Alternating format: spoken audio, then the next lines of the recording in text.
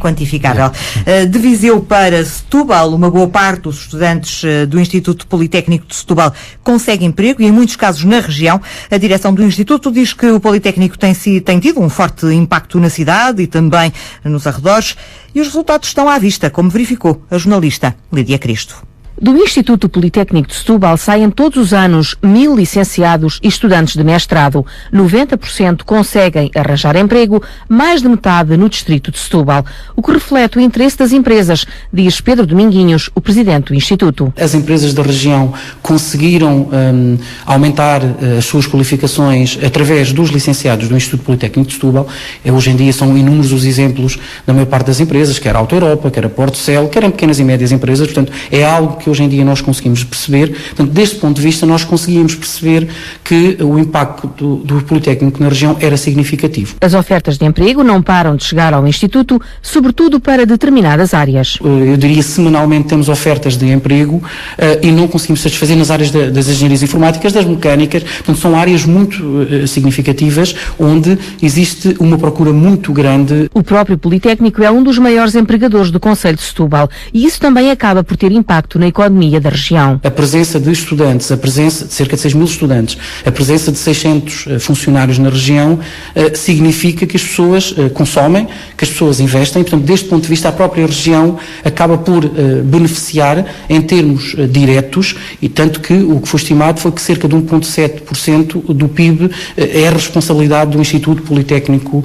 de Setúbal. Pedro Dominguinhos reconhece que, ainda assim, o Instituto não está no topo da lista dos politécnicos. No que toca ao impacto dos locais onde se situam, é preciso ter em conta as características de cada concelho. Naturalmente, o Politécnico de Castelo Branco, ou de Bragança, ou de Porto Alegre, acabam por ter um peso muito significativo em termos comparativos, quando comparado com o Politécnico de Setúbal. É preciso não esquecer, nós temos a Faculdade de Ciências e Tecnologia em Almada e a região acaba por ser também a este nível. Por outro lado, nós estamos inseridos numa região onde existem as maiores empresas exportadoras. Mais de metade dos alunos do Politécnico de Setúbal são do distrito, os restantes de Lisboa, Alentejo e Angola.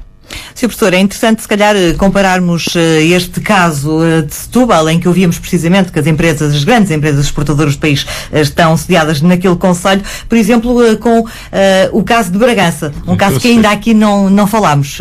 Essa comparação é uma comparação interessante de fazer. Não quer dizer que o Politécnico de Setúbal tenha menos impacto, quer dizer que o impacto é abafado precisamente por essas empresas exportadoras de que ouvimos falar na peça. Sim. Eu gostava de salientar que foi sempre nosso intuito desde o início não tentar fazer uma ordenação de politécnicos. Não era esse o objetivo.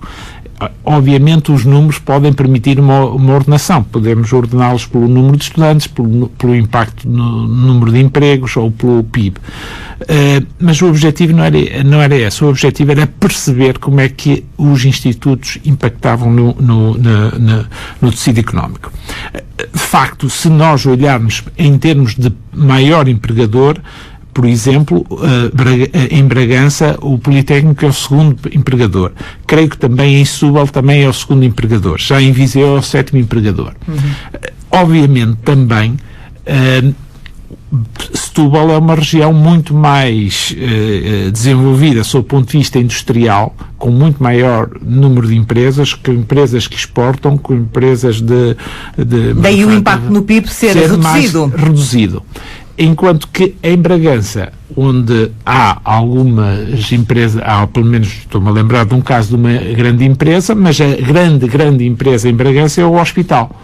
E, portanto, o impacto aí vai ser muito mais significativo. Acresce ainda o seguinte, é que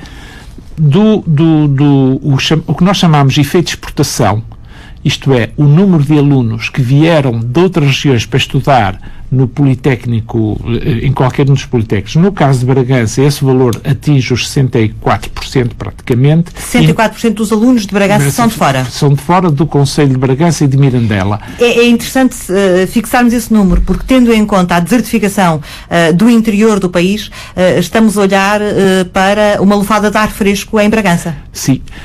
enfim, eu posso... Pelo menos temporária. Sim, não, eu acho que já se pode até falar de permanente, isto é, quando nós apresentámos o estudo em Bragança, o primeiro estudo, eu recordo as palavras do Presidente da Câmara de Mirandela, que disse que a certa altura, de vez em quando, ouvia queixas dos habitantes de Mirandela a dizer, os estudantes fazem muito ruído com as suas festas. E ele disse, eu não me importo com isso, porque isso é sinal de que a cidade está viva. Temos jovens que estão na rua, que estão a fazer, enfim, as suas festas, e isso é um sinal importantíssimo e que nós não conseguimos, que não tem um valor quantificável. É isso que eu gostaria de chamar a atenção. Portanto, o impacto no PIB, temos que, enfim, há algumas limitações sobre a forma que nós chegamos a estes números, porque não há muita informação disponível, mas o impacto do PIB tem a ver com o facto de regiões serem mais ou menos industrializadas e estarem mais ou menos isoladas, digamos, ou mais afastadas do litoral, não é? Portanto, isso também parece evidente que as zonas mais próximas do litoral, o impacto do PIB é menor, não é? Ouvimos aqui o Presidente da Câmara de Viseu dizer que é preciso um tratamento de preferência para os politécnicos do interior. Quando fizeram o estudo demorou 1 ano e meio, já o disse, quando fizeram o estudo, já sentiram esse desinvestimento por parte do Governo Central no ensino superior público?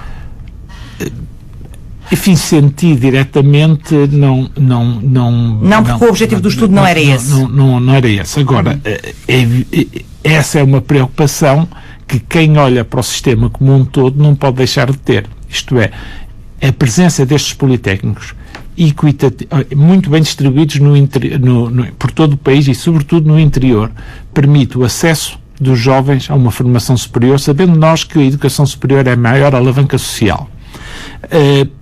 Por outro lado, o per capita por estudante, digamos, o custo em termos de financiamento público é, em Portugal, dos mais baixos dos países da OCDE. Acresce que temos, por outro lado, a 4ª propina mais alta da Europa. Ou seja, tudo isto e as condições económicas que estão a ser criadas podem vir a causar problemas, nomeadamente quando se fala em reorganização da rede, que eventualmente pode passar por encerrar cursos ou encerrar institutos. Não é que a racionalização não deva ser discutida e pensada, mas encerrar instituições pode ter uma consequência muito negativa em termos de qualidade de acesso. Até porque, pelos números que o Sr. nos apresentou ainda agora, do ponto de vista do retorno, ele é muito grande. Sim, há aqui 2 retornos que são importantes de ter. Do retorno direto para o Estado. Sim, retorno direto para o Estado. Não só pelos empregos, por toda a economia que anda à volta, imagina, as fotocópias, o aluguer de quartos, os restaurantes, há também um retorno que normalmente se define como o prémio da educação, que é o prémio para o estudante, isto é, o que é que este estudante ganha ao longo da sua vida ativa por ter uma formação superior quando comparado com um aluno que não teve formação superior, mas há também um retorno para o Estado, isto é, estes licenciados, por serem licenciados, vão ter, em princípio, ordenados mais elevados e vão pagar mais impostos. Portanto, há também um retorno, e de facto esse retorno nós até o calculámos para o caso enfim, para todos os politécnicos. Tem aqui os números do caso de Bragança, do anterior estudo, em que esse retorno, no caso do Estado, anda à volta de valores de 4% a 5%. E para os estudantes, dependendo da base, também anda à volta de 4% a 5%, sendo que há um estudo do Pedro Portugal, do Banco de Portugal, que fala em 15%.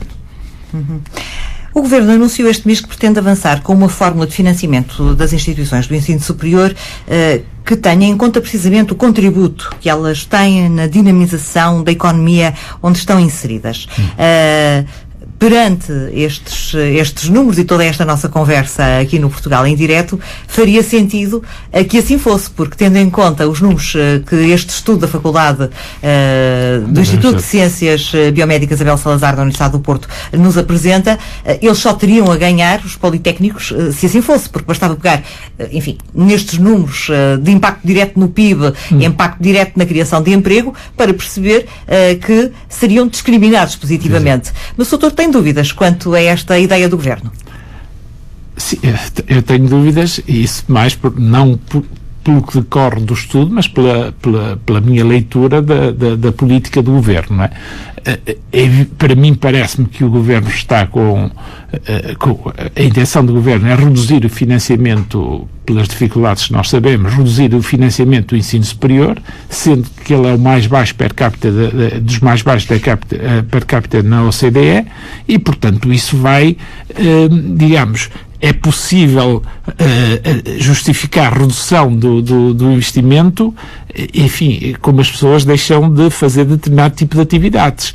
Sei lá, em casa deixaram de ir almoçar fora ou jantar fora. A partir de certa altura não há meios para fazer funcionar. A investigação é cara. O investimento médio por estudante, isto avalia-se em dólares, estudante português em 2012 era de cerca de 10.300 dólares. Países como a Finlândia, como os Estados Unidos, estão no dobro desses valores. E nós temos temos um déficit de formação, digamos, nos 25, 64 anos, a nossa população com formação superior situa-se nos 15% e a média da OCDE está quase no dobro, nos 28%. Portanto, se isto for, se esta política que vai tornar elitista o acesso ao ensino superior for prosseguida, nós vamos continuar a afastar-nos dos valores europeus e vamos nos transformar num país de pouco qualificado, com mão de obra que se vai destinar à exportação para as tarefas que mais ninguém quer fazer. Portanto, tenho dúvidas que essa, digamos, voltando um pouco à questão, peço desculpa, perdi-me um pouco, mas a questão tinha a ver precisamente com esta ideia do Governo de arranjar uma fórmula de financiamento das instituições do ensino superior que tenham em conta o contributo que elas têm para a economia onde estão inseridas. Perante estes dados deste estudo, estes politécnicos deveriam receber ainda mais dinheiro, certamente, do Orçamento de Estado do que recebem, não é? Sim. O problema é que estes estudos não podem ser replicados todos os anos, e a fórmula, eu não sei se a fórmula que o Governo pretende é uma fórmula de base anual ou se é de base plurianual, que na minha opinião seria mais sensato, porque isso daria garantias de financiamento às instituições por um período de tempo. Numa base anual parece muito difícil que esta informação possa ser recolhida, tratada e anualmente, porque exige muito esforço, não é? Inquirir alunos, inquirir empregadores. A segunda fase do nosso estudo vai ser muito difícil porque é preciso contactar os ex-alunos, saber onde eles estão, o que estão a fazer e contactá-los, não é? Porque não posso telefonar a qualquer hora do dia para falar com eles, não é? Portanto, eu acho que a forma de financiamento, é evidente, o Governo quer repensá-la, está no seu direito, mas nós não podemos ver, digamos, o ensino superior no curto prazo. O ensino superior é algo cujo retorno, se quiser, não gosto muito da palavra, se vê no médio e longo prazo. Agradeço ao professor Pedro Oliveira, um dos coordenadores deste trabalho sobre o impacto dos politécnicos nas economias locais, um trabalho realizado pelo Departamento de Estudos de Populações do Instituto de Ciências Biomédicas Abel Salazar da Universidade do Porto. Muitíssimo obrigada. Boa tarde.